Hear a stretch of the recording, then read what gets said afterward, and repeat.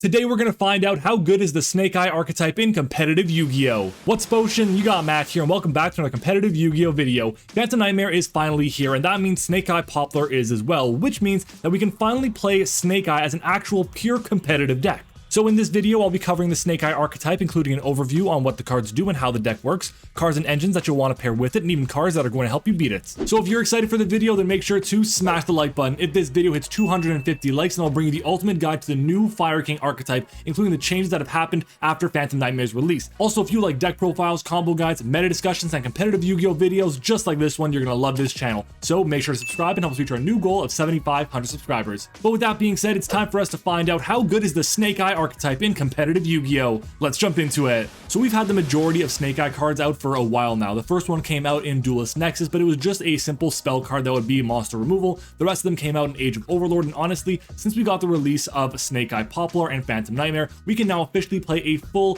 power actual archetype version of Snake Eye, and it might be one of the top 5 or top 3 decks of the format. But with that being said, the Snake Eye cards we're going to be covering today are Snake Eye Poplar, Snake Eye Ash, Snake Eye Oak, Snake Eye Birch, Snake Eye's Flamber's Dragon, Divine Temple of the Snake Eye, Sinful Spoils of Subversion Snake Eye, Diabellstar the Black Witch, Wanted Seeker of Sinful Spoils, and Original Sinful Spoils Snake Eye. Starting with the Snake Eye monsters, there are 4 level 1 Snake Eye monsters, including Poplar, Ash, Birch, and Oak. Ash, Birch, and Oak all share the effect where you can send 2 face-up cards from your field to the graveyard, including itself, and special summon a Snake Eye from hand or deck. That effect is a really big part of how Snake Eye plays, because by getting 1 on field, it basically means that you get all of them on field. They also all have additional effects. Snake Eye Ash on normal or special summon can add any level 1 fire from deck to hand. Snake Eye Oak on summon can target 1 level 1 fire in your graveyard or banish zone and either add it to hand or special summon it. Snake Eye Birch is the only one that doesn't have an on-summon effect, but it can be special summoned from your hand if you control a fire monster.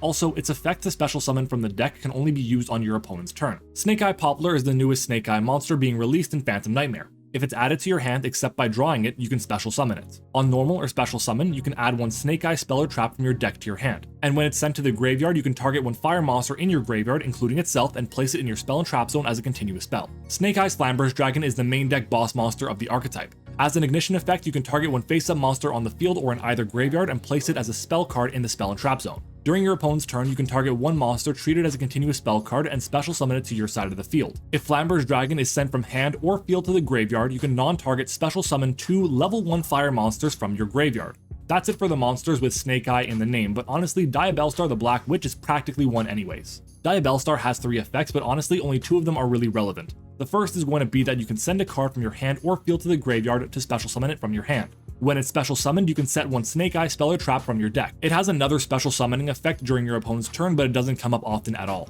Again, it's not a Snake Eye card, but it does get you access to the spell card to get all the monsters. So for the spell cards, I'm only going to be covering the main 4 as part of the archetype. The others won't see play right now, and it's debatable if they even see play after the next wave of support in Legacy of Destruction. Wanted Seeker of Sinful Spoils is not a Snake Eye card, but it is how you get access to Diabellstar, which means it's how you get access to all your Snake Eye spells. Wanted has 2 effects, 1 on field and 1 in graveyard. Its on-field effect is that it can add 1 Diabellstar from your deck or graveyard to your hand, while its graveyard effect is that during your main phase, you can banish this card and target 1 of your Sinful Spoils spell or traps that's banished or in your graveyard and bottom deck it, then draw 1 card.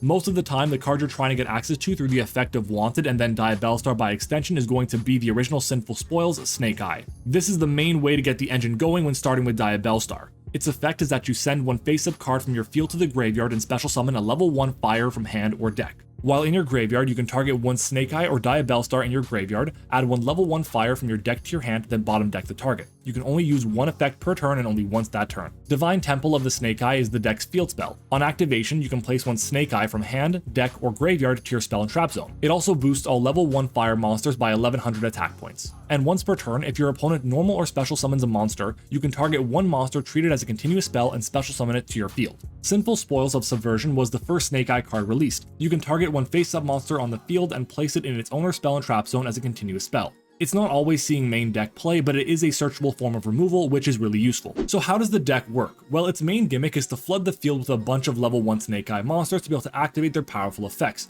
This is really easy because there are so many 1 to 1.5 card combos in the strategy. Diabellstar, Wanted, Bonfire, Ash, 1 for 1, even Poplar all kind of get the same combo done pretty easily. A full power Snake Eye deck usually plays around 15 to 16 cards that are essentially going to be that 1 to 1.5 card combo, making the deck incredibly consistent. Because the deck is really good at swarming the field, it can get a ton of really good linked monsters out there as well, including something like IP Masquerena for SP Little Knight. It's really good at getting Promethean Princess, Bestower of Flames, and taking advantage of that card with Amphibious Swarmship Ambler Whale, and of course you can get free OTKs with the use of World Sea Dragon Zealantis and Salamangreat Raging Phoenix. And because Jet Synchron is an easily summonable level 1 fire tuner monster, the deck has easy access to Borreload Savage Dragon, which can make using Jet Synchron and Diabellstar, or easy access to Baronne de Fleur as well, which you can use by getting access to a Flamberge Dragon at level 8 and a level 2 Formula Synchron, which can be easily made with Jet Synchron and any Snake Eye monster. The deck is also able to establish multiple forms of removal by either destroying cards by effects on the field or in the graveyard, by banishing cards through the use of SP Little Knight, and even placing cards in the spell and trap zone as removal as well. It's also an incredibly resilient deck because it can play through so many different hand traps. In my opinion, there are only 2 hand traps that can just shut it down pretty easily. The deck is also able to break boards fairly easily as well and go second pretty easily too, and the reason why is because of the engine being able to chain block certain cards or effects that are more important than others, and of course because of all the non-engine the deck plays as well. So now let's talk about what a pure Snake Eye deck would look like at this moment in time. Starting off, you're going to see pretty much all the time 3 copies of Bonfire, 3 copies of Wanted, 3 copies of Diabellstar, and 3 copies of the Snake Eye Ash, which are all going to be your main ways to start your 1-card combo. It's also very common to see 2 copies of Snake Eye Oak, Poplar, and Flamberge Dragon in the deck as well, and the reason why is you want to make sure that these cards are in the deck to get the max value from your Snake Eye effects to either search or summon out directly from the deck. It's also great for follow-up on turn 3 and beyond, but there are other cards that you want to play in the strategy, but usually at 1 copy. Most of the time you only need to play 1 copy of Birch because it's easily the worst one. It doesn't really do too much on its own, which can struggle quite a bit. You also really only need 1 field spell because it's not that big a part of what the engine tries to accomplish, and then 1 to 2, but usually 1 copy of Original Sinful Spoils is all you need as well. So basically the deck only needs about 24 to 26 spots for engine pieces, which means there's so much room for non-engine in this strategy, making the deck not only incredibly consistent, but incredibly good at stopping your opponent from doing what they want to do as well.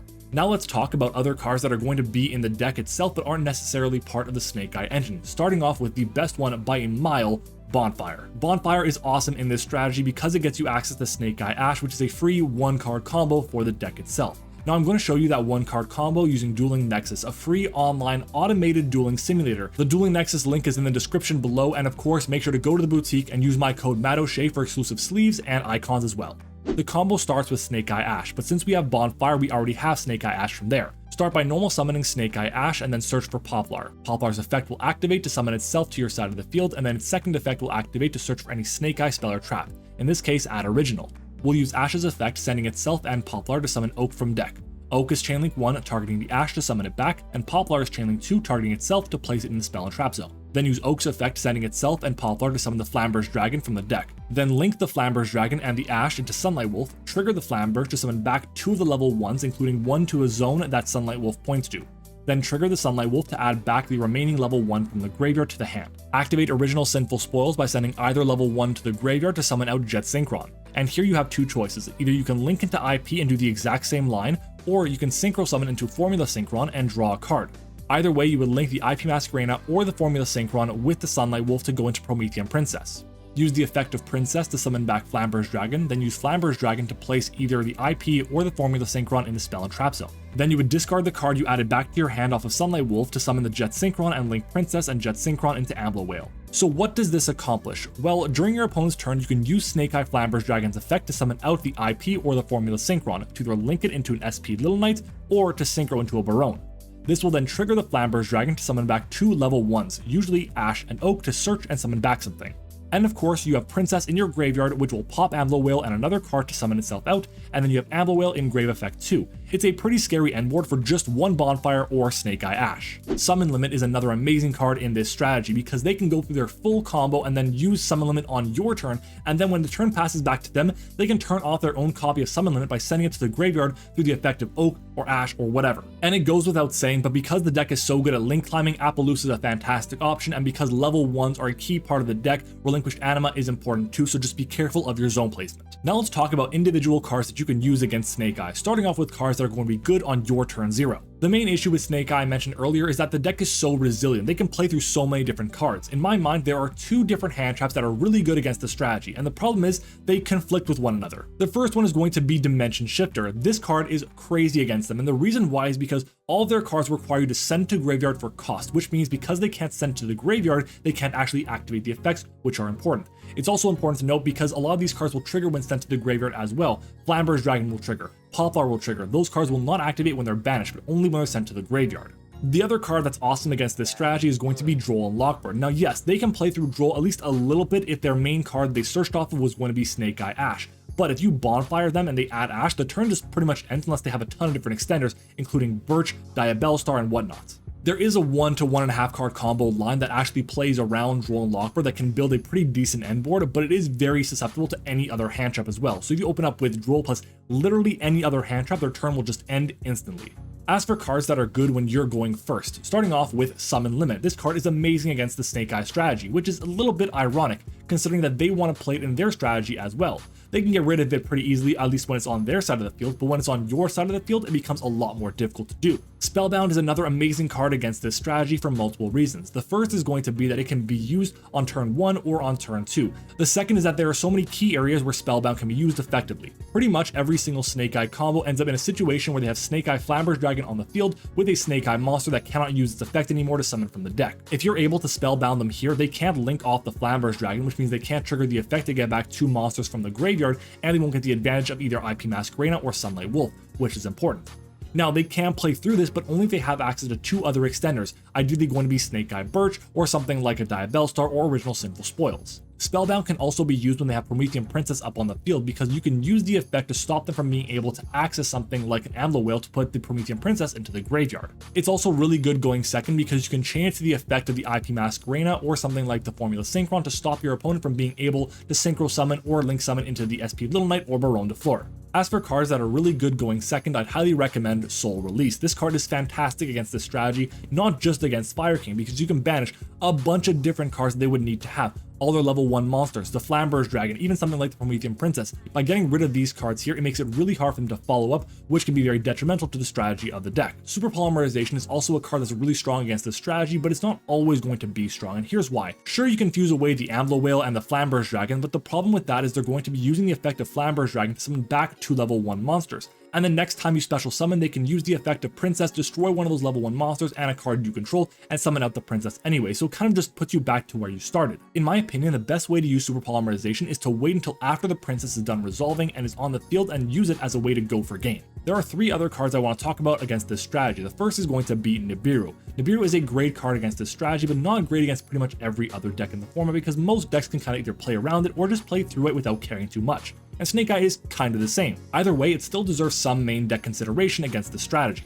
Ash Blossom is a great card against this strategy, especially when using it on the effect of something like a Snake Eye Ash or Birch to summon from deck. But you should save the Ash Blossom effect for when they have no cards on the field after using the effect of Snake Eye Ash or Oak or Birch or whatever the case might be. If you Ash them, they have no cards on the field, it's much harder for them to get to Hita. But if they have extenders, they can go into Hita anyways, get the Ash Blossom back, and go into Promethean Princess that way. And the last card I want to talk about is going to be Ghost Bell and Haunted Mansion, which is really good on 2 different situations. The first is going to be on Promethean Princess when it tries to destroy and summon itself out, which is going to be difficult to do. The second one is going to be on the effect of Flamber's Dragon to summon back 2 level 1 monsters. If you can't summon back those 2 monsters, they can't extend further, which makes life very difficult for a Snake Eye player. So to recap, Snake Eye is an incredibly powerful strategy in the format today that can play through a lot of different hand traps outside of the few silver bullets that there are in Dimension Shifter and Droll and Lockbird.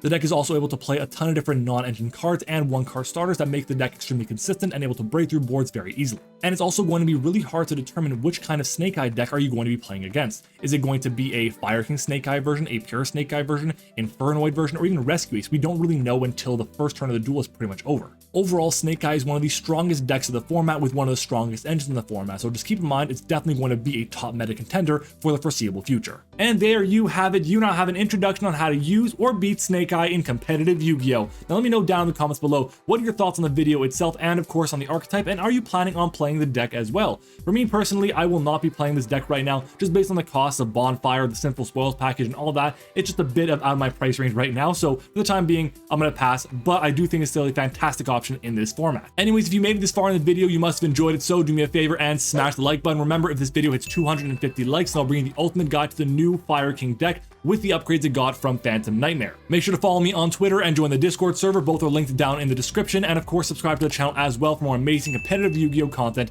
and to help us reach our new goal of 7,500 subscribers. Thank you for watching, I hope you enjoyed it, and I'll see you all next time.